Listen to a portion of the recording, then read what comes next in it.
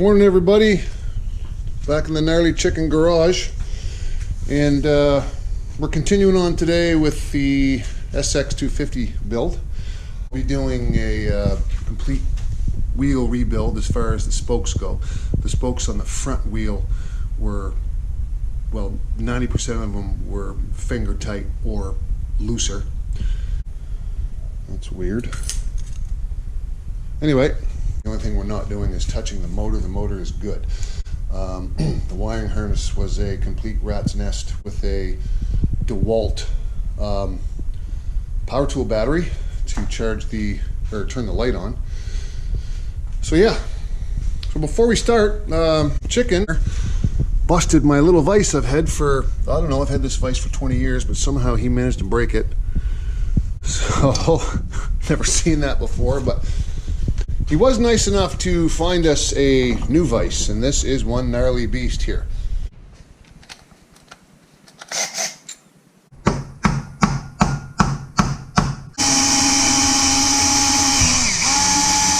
This should be the last torque on this. Sweet. So I got the new vise in, temporary soft jaws, and I'm going to take the cap off the fork.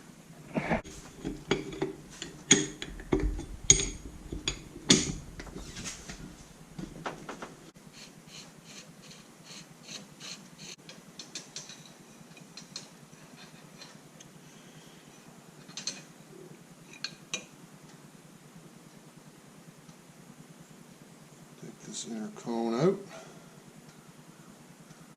Actually, I'm going to set it up here on a rag and let that drain a little bit more.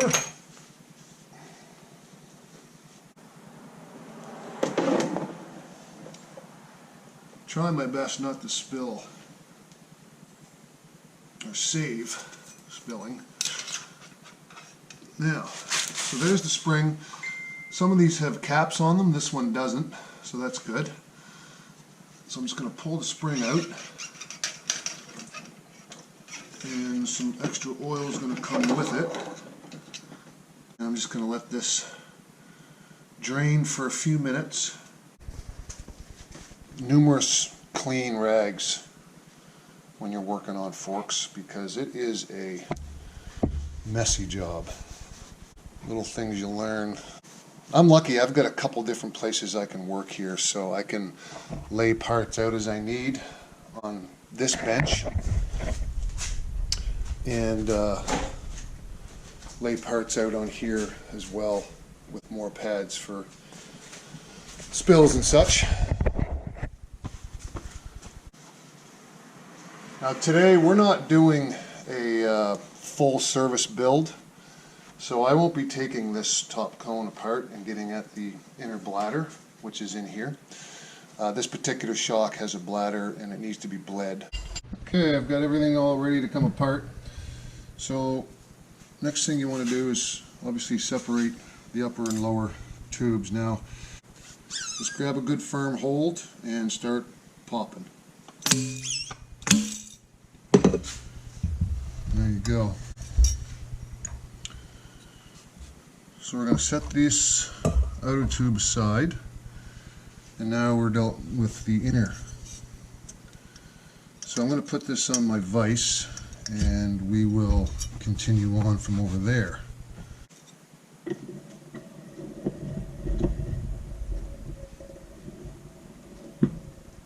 Doesn't have to be super tight.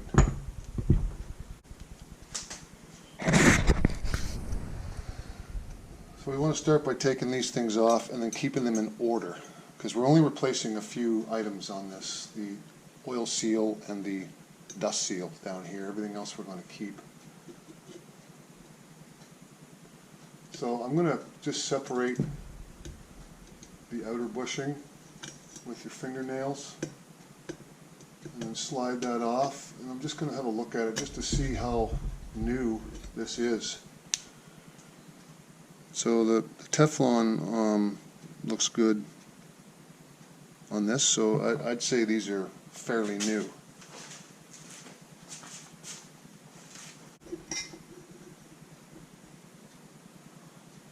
The outer seal Teflon on the inside looks good as well,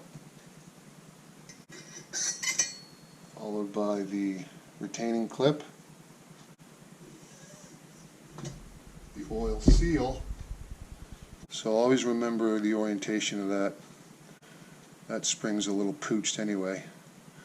So I'm going to set that down in line. The retaining clip's coming next, followed by the dust seal. And again, this groove here is facing upwards with the retaining spring facing downwards. So those are all in order. First, second, third, fourth, fifth, and sixth when you're putting these back on. The only thing we're replacing is this and this. These items we're keeping. So I've got the new seals over here already, and I'm just going to lay them alongside with what I'm replacing.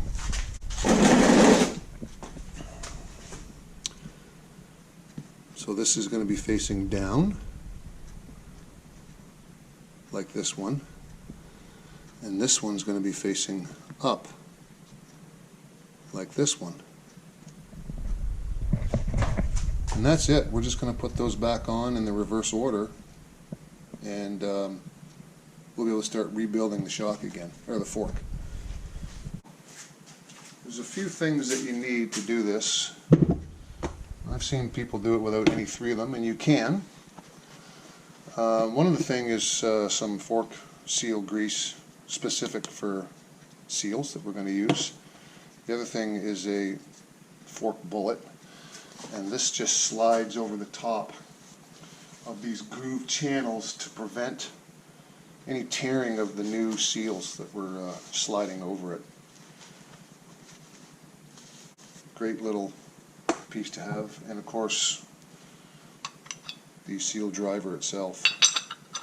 Lots of variations of these. You just have to make sure you get the correct size. This is a 48mm fork, and these are 48mm driver set.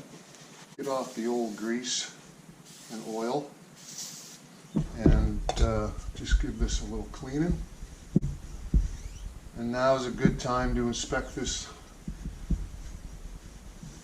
inner fork leg for any nicks or scratches. Remember to tighten your vise base down too. It might help from wobbling around like this one is.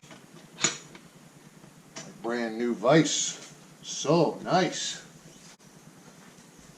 This actually looks really good, so I'm happy with that. So you slide this down over like so. And the very first thing we're going to do, of course, is replace the dust seal on the bottom of the leg. And this is where a little bit of grease comes in handy.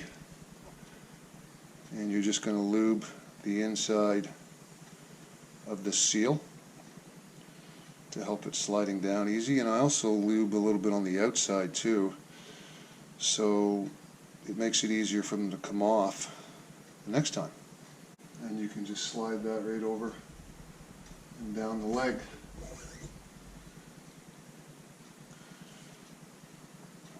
Next is your retaining clip. Set that over and down. The next now is your actual dust seal, and again I'm going to apply a little bit of grease to this. And again, channel facing up to collect the oil and spread that chamber out. Slide that down.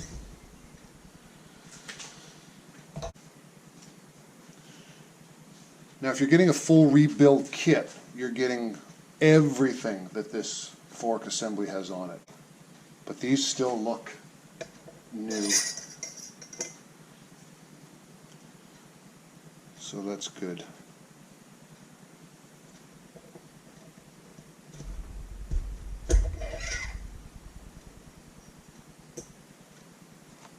And then lastly, the top seal bushing. And you're just going to spread that apart with your finger and slide that right down and over. You can take that off now. And that slides right into place there.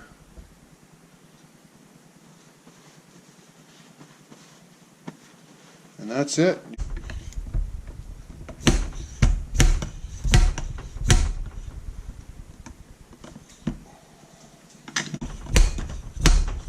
There, you can hear that different sound.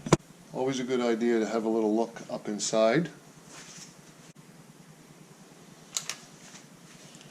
So now we can take this retaining pin and you can just squeeze that with your fingernails.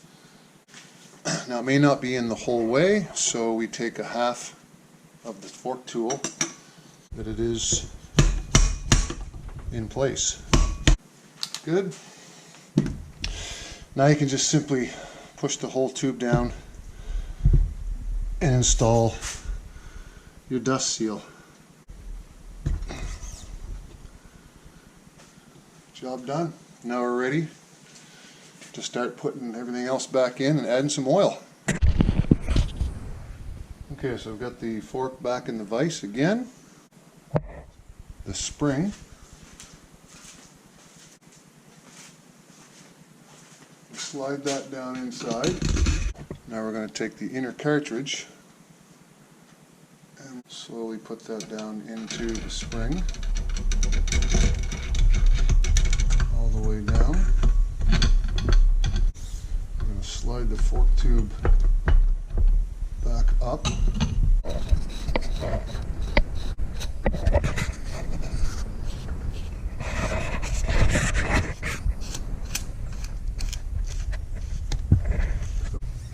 Set everything back in the vise again.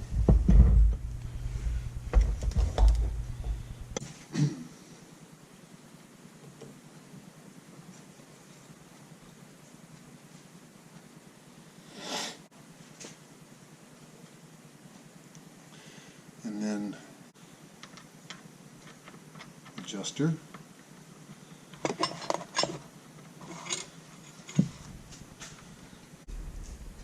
You need to torque these to 22 foot-pounds. Now I'm going to put my 17 mil on this adjuster nut and I'm going to torque this to 22 foot-pounds against that nut.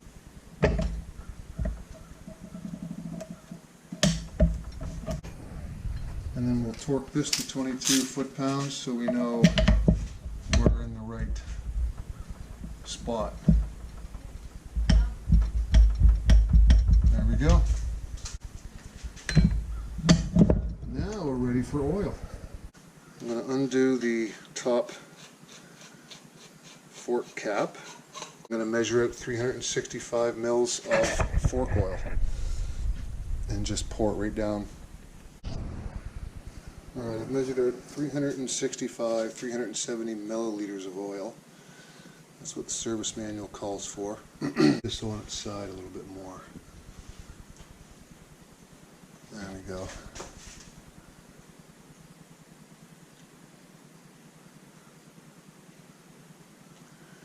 And by pouring that right onto the middle part of the inner chamber,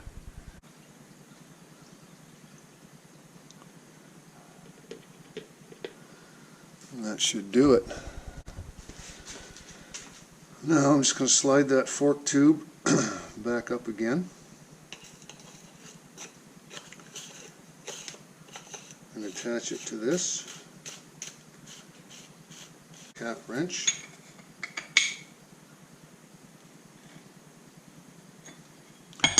Give that a little squeeze. And I'm going to go back over to the bench again. At the beginning, before I started this, you should always zero out your adjusters. So I'm going to put this all the way hard. So that's full hard at 37 turns from full soft.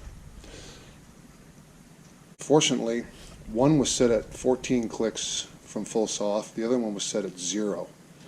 So I'm at the 37 mark. I'm going to go back to 14 on both, and then let him know where he can adjust it from there.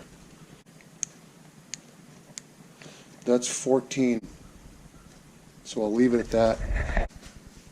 Actually, I'm going to adjust it a little bit more because he's a very lightweight rider.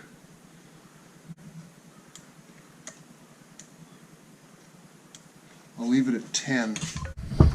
And now I can go ahead,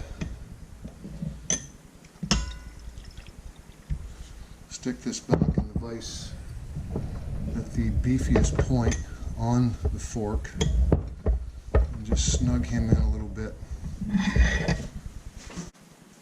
And then tighten down that fork cap. Doesn't have to be zinging tight. And that's enough right there.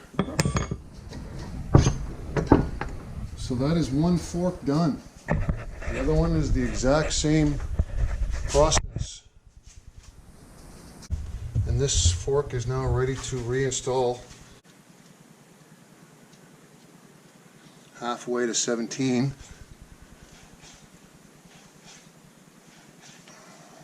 And we'll leave it at that, and I'll mark that down for him.